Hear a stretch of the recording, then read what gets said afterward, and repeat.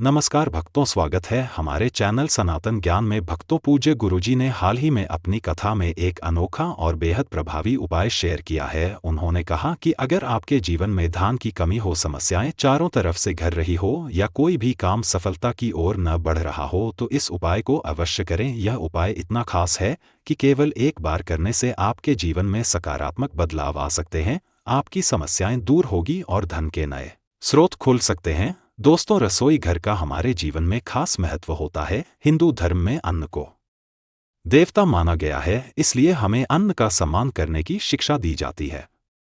अन्न को उगाना जितना कठिन होता है, उतना ही आसान होता है उसे बर्बाद कर देना।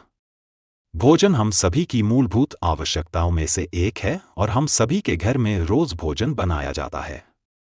लेकिन वास्तुशास्त्र में भोजन बनाने के लिए भी कुछ नियम निर्धारित किए गए हैं, जिनका पालन घर में भोजन बनाने वाले व्यक्ति को, चाहे वह महिला हो या पुरुष या फिर सेविका ही क्यों न हो, सभी को करना चाहिए।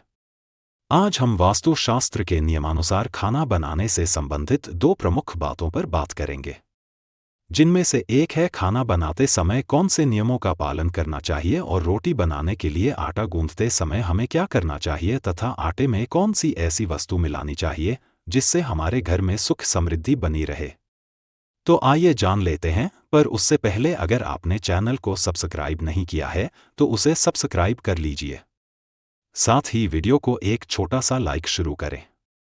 सबसे पहले बात करते हैं भोजन बनाते समय हमें कौन सी बातों का ध्यान रखना चाहिए, और उसके बाद जाएंगे आटे में हमें क्या डालना चाहिए।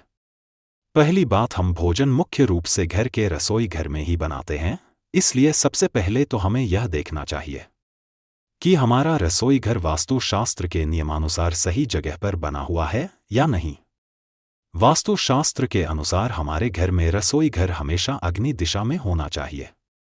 इस दिशा में रसोई घर होने से भोजन बनाने वाले व्यक्ति का स्वास्थ्य अच्छा रहता है और उससे खाना बनाने में उत्साह भी आता है। साथ ही हमें इस बात का भी ध्यान रखना चाहिए कि हमें हमेशा ही उत्तर दिशा या पूर्व दिशा को मुख करके ही भोजन बनाना चाहिए। दूसरी बात, भोजन हमेशा शुद्ध और शांत मन से बनाना चाहिए और भोजन बनाते समय मन में गुस्सा या द्वेष जैसी कोई बात नहीं होनी चाहिए। इससे अन्नपूर्णा नाराज हो जाती है। चीड़ करके और बेमन से बनाए गए भोजन से फायदे कम और नुकसान ज्यादा होते हैं। तीसरी बात, भोजन बनाते समय रसोई घर हमेशा साफ और स्वच्छ रहना चाहिए और भूलकर भी कभी बाहर पहनने वाले चप्पल या जूते रस्से घर में लानी नहीं चाहिए। ईश्वर को साफ जगह पर और स्वच्छ तरीके से बने खाने का भोग लगाना चाहिए। इससे ईश्वर जल्दी प्रसन्न होते हैं। गंदी जगह पर बना हुआ भोजन या झूठे बर्तनों में बनाया गया भोजन भगवान को नहीं चढ़ाना चाहिए।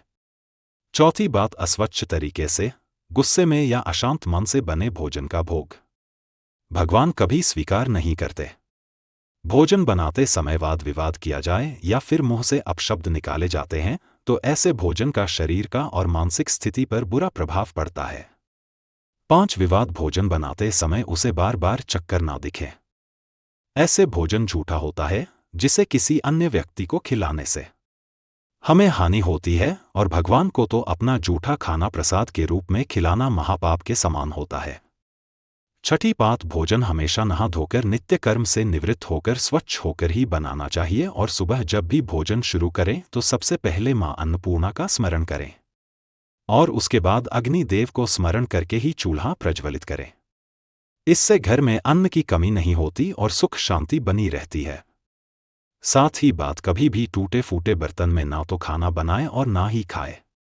हमेशा साफ बर्तन में खाना बनाएं। पानी पीते समय भी कभी भी कटोरी में पानी ना पिए और कढ़ाई में खाना ना खाएं। ऐसा करने से घर में राहु दोष उत्पन्न होता है। आइए आप जानते हैं आटा गूंथते समय हमें किन बातों का ध्यान रखना चाहिए और आटा गूंथते समय उसमें क्या डालें कि जिसका शुभ प्रभाव हमारे जीवन पर पड़े। पहली बात, कई बार महिलाओं की आदत होती है कि वह समय बचाने के लिए 172 समय का आटा गूंथकर रखती है। सबसे पहले तो ध्यान रखें कि कभी भी आवश्यकता से ज्यादा आटा मलकर न रखें। गूंथ कर रखा हुआ आटा घर में नकारात्मकता लाता है। गूंथ कर रखे हुए आटे से बीमारियों को आमंत्रण मिलता है।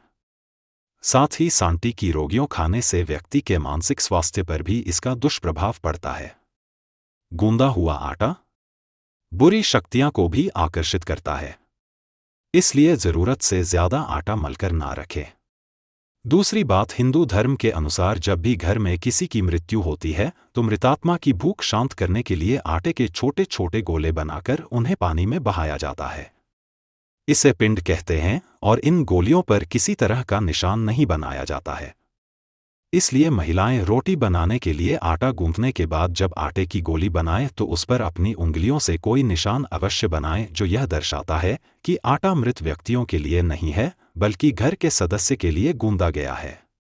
तीसरी बात, आटे की पहली रोटी गौ माता की और आखिरी रोटी कुत्ते के लिए निकालनी चाहिए, जिससे घर में किसी भी तरह के दोष से बच सकते हैं। चौथी बात, आटा गूंथते समय हम उसमें नमक तो मिलाते ही हैं, लेकिन यदि नमक के साथ थोड़ा सा घी और चुटकी भर शक्कर भी मिला दे तो यह बहुत ही शुभ होता है। शक्कर, नमक, आटा व घी सभी सफेद रंग की चीजें होती हैं जिनका संबंध शुक्र ग्रह और चंद्रमा से है। इसलिए ये चारों वस्तुएं एक साथ मिलाकर हमें शुक्र और चंद्र ग्रह मजबूत बनाती हैं और इन दोनों के सभी शुभ फल हमें प्राप्त होते हैं। तो दोस्तों, ये तो महत्वपूर्ण बातें जो आटा गूंथते समय हमें ध्यान में रखनी चाहिए।